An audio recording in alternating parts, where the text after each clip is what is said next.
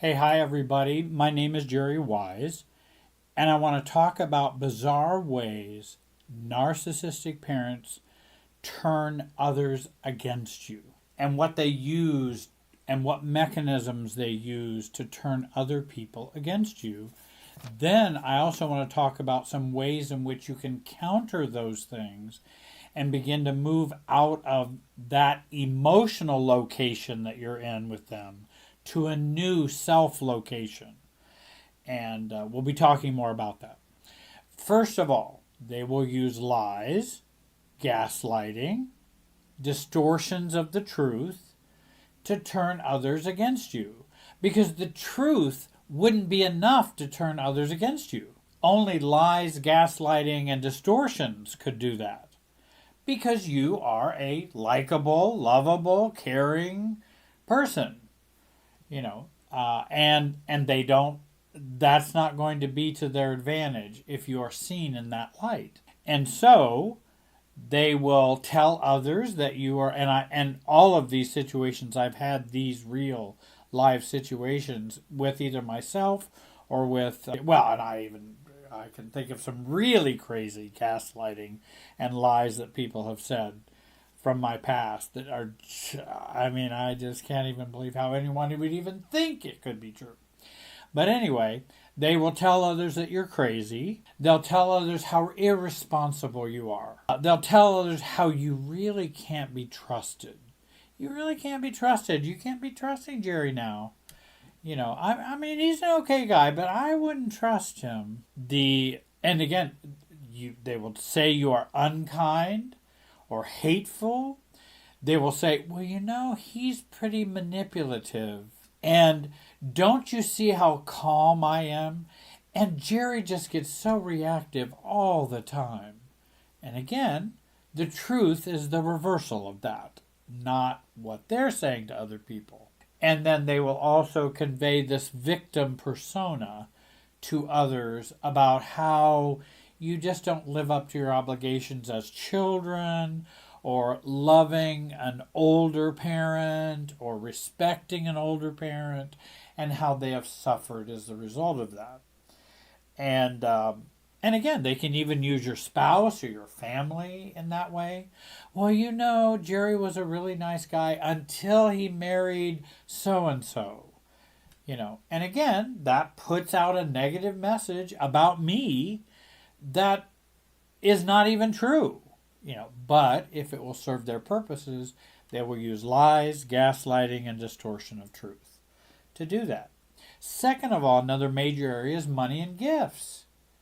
Money is a powerful board piece in this game of narcissistic monopoly. And narcissists or narcissistic parents will use inheritance, straight out money, cash, college or cars or gifts, rent, jewelry, houses to purchase enablers or flying monkeys or both. And again, that's a part of the narcissistic regime because they have this whole regime out there. And I can purchase all these people to be against Jerry because I've given them college and cars and gifts and all kinds of things, or a promise of inheritance. And it solidifies the narcissistic cult. It solidifies that with money and gifts. And again, I know money can be quite appealing. Somebody offers me, you can have $3 million in my inheritance, but all you got to do is hate so-and-so. Okay, I'll have to think about that. That's a lot of money. Maybe it's not a lot for you guys, but it is for me. I still think I would come down to, but I don't think I can live with myself with that. Because I'm being bought to feel or think something I really don't think or feel. And oftentimes when you have this purchasing of enablers and flying monkeys, down at their core, they may not really believe the play that's being played out. But because of these other dynamics that are happening, lies, distortion, money, gifts, they somehow make it easier for them to believe. But truly down deep, they may not truly believe that. But they still are participating in it, and that's their choice. Parents will also and can use to turn others against you confidential information that they have. And they can use that information as currency with other people, again, to help them be enablers or to the narcissist, or flying monkeys for the narcissist. And they will spill out some of that information, again, to have people think ill of you. Marital issues. Maybe sometime along the way, the narcissistic parent knew you and your wife or you and your husband were having some arguments and having some difficulties. And then guess what? I don't really like my son's wife, so I'll go tell them how she's such a troublemaker. And they've had trouble in their marriage, and they've been arguing. Now, again, it may have nothing to do with what the narcissist is saying, but they can use that to turn others against you. Maybe you've lost a job. Oh, that can be turned against you as well. Financial troubles. Legal problems. God forbid you have a misdemeanor or felony. Then that's always currency that can be used as they are in trying to turn other people against you. Or addictions, or any number of things, weaknesses, things that can be used to shame you with other people.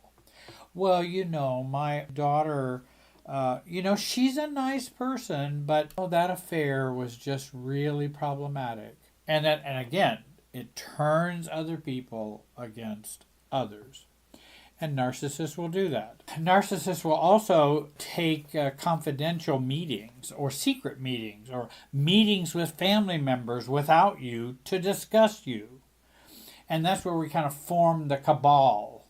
The cabal where they all meet together and talk about you and how you're problematic because now you're becoming more self-differentiated. You've maybe become more open about the problems in the family. Maybe you're not buying into the same narcissistic regime that you were. And now I can use that to turn other people in the family against you. And they want to poison the well so that anyone who interacts with you will have to deal with a flawed character according to the narcissistic parent.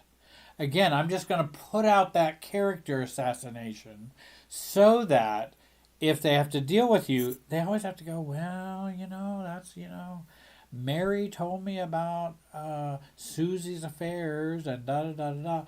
And, again, that the narcissistic parent had picked up some of that personal information, which often they do because they're in the family. And again, information is weaponized against you. So, with these types of things, again, there are lots of things that I could say about how I could help you with those things.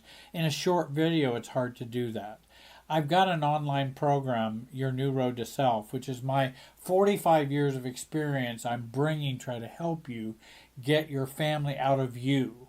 I know when we go no contact, that may get our family away from us, but it may not get our family out of us.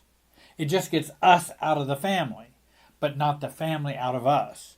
And that's the program that I share with folks, and I would strongly encourage you to take a look at that. So what can we do? Well, these types of things that have happened end up turning off our ability to trust and to feel supported by others.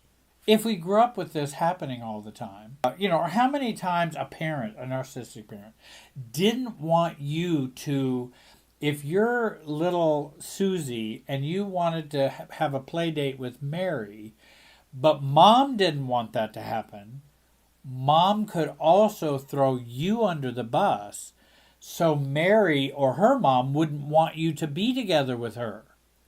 And again, assassinate your character so mom gets what she wants. I don't want you playing with that little girl. They're not as rich as us. She's not as pretty as us. Whatever the crazy example would be. But I'll use that, and I don't care if I have to throw you under the bus to do it. She'll just project those things out there, or tell lies to them, so that all of a sudden Mary and her family never contact you anymore. And then you go, well, what happened to my friend Mary? I see her at school. She doesn't talk to me. Well, because the narcissistic parent has gotten involved to get what they want. And so this hurts our sense of trust and trusting others. So I encourage people to begin to trust yourself first before you focus on trusting others. Because whenever we learn not to trust others, we end up learning not to trust ourselves. They both go together. It's really kind of strange how that happens. But so we want to start with trusting us first. Can I trust myself to care about me, to love me, to take care of me, to protect me, to think that I'm worthwhile and a decent person and a good person with flaws? I mean, just because you have flaws doesn't mean you can't be trusted. I have flaws, but I think I can be trustworthy. But I have flaws, many of them. And I would recommend taking a look at, again, Margaret Paul's book, Inner Bonding. That would help with beginning to trust yourself. And again, I talk a lot about inner boundaries, because I think inner boundaries are a good place to start when you're recovering as an adult child of a narcissist. When you hear inner boundaries, I want you to think detachment. That's what inner boundaries really are. Inner boundaries are another way of saying detachment. But we need those inner boundaries so that we are not as affected by other people. And if we're not as affected, doesn't mean I lose my empathy, doesn't mean I lose my caring or compassion, but I'm not caught up in their inner dialogue and caught up in managing their feelings. I don't want to be doing that, because that's going to be a mess. And that's a part of the narcissistic regime. So as you progress with inner boundaries, remember there are some simple external boundaries. And again, external boundaries could be like stop supplying personal information to people or your parent who will use it to harm you. I'm just not going to share with you that information. Well, Susie, you got a new job, I heard. How much are they paying you? Well, you know what I think? I think they're paying me enough. And thanks for asking. I'm not going to tell her how much. I'm not going to tell narcissistic dad how much. I'm not going to do that, because that's going to get, oh, you're settling for too little. Oh, they're paying you too much. Oh, who knows what they might tell other people. So I want to reduce that information flow. Stop sharing your feelings with unsafe people. And I tend to focus on thinking versus feeling. With dysfunctional families, narcissists, use your head, not your neck on down. There's other places we want to use our neck on down for emotions and feelings. Thoughts are up here, feelings or emotions are down here. And you can get a list online of a list of feelings and emotions, and you can see what would be down here, and the rest is probably up here in thoughts. I think you are judging me. I feel you are judging me. That's not a feeling. That's a conclusion or a thought about you judging me. A feeling would be, when you judge me, I feel hurt. I feel angry. I feel sad.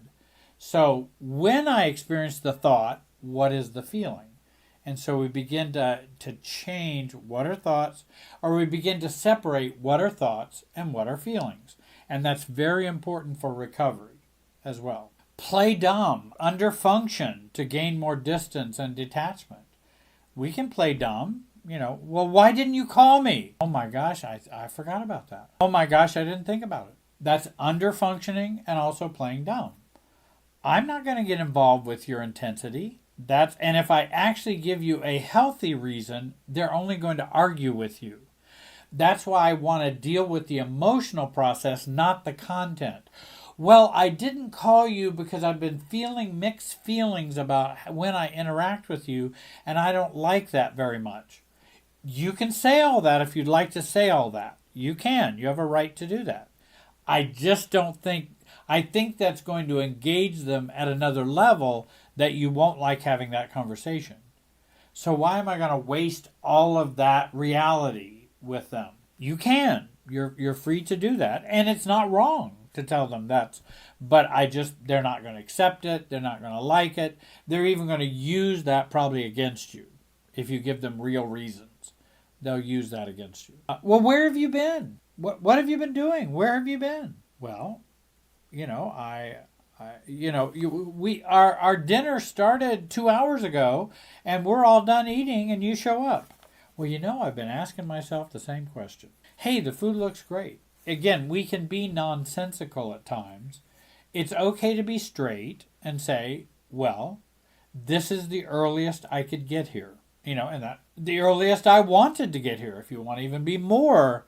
But I just think that's probably going to pull more reactivity out of them. And again, I keep saying don't worry about their process, but I want to understand their process so I stay out of it.